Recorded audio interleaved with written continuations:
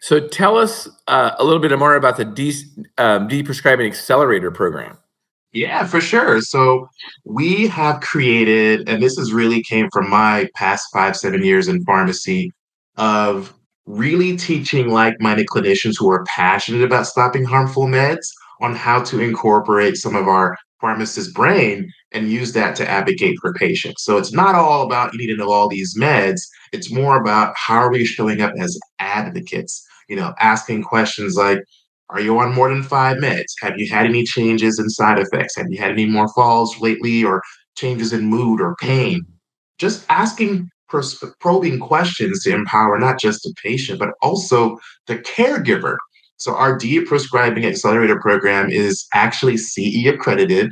It's intended for prescribers, so physicians, PAs, NPs, pharmacists, as well as social workers who are looking to really employ and implement prescribing within their business. So we're doing this over the course of 3 months.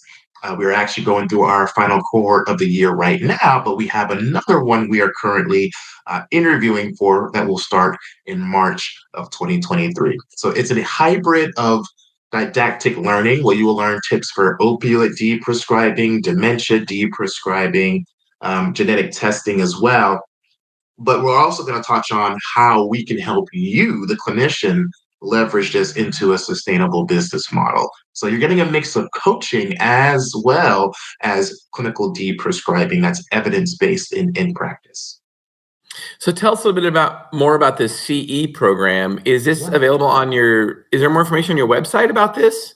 Yes, the best way to find out more will be on my LinkedIn page. If you look up my name, DeLon Canterbury, or search geriatrics on LinkedIn. On my homepage, there's actually an application link to apply for it, as we do have a pretty rigorous application process. We really want passionate people who want to make this sustainable and lead with a heart of service, not with just trying to make quick money. It doesn't work that way. You have to really have a passion for this. So you can find out more on LinkedIn. Just look up DeLon Canterbury or geriatrics, and you'll find an application on my homepage. So can you give us some examples? Like, what is the most common medication or maybe class of medications that you deprescribe?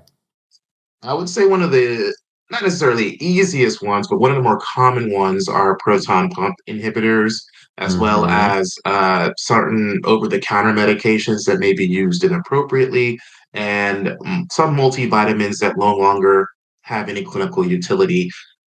So I would say proton pump inhibitors are what I see most. People had a little issue 10, 15 years ago, and they've been on that omeprazole for the next 20 years, right? So Right? We see it that's all the time. yeah, you see it all the time, and no one's questions it. So it will take a bit of a tapering strategy with some of those. Some people get rebound, acid reflux, which is what they were treating.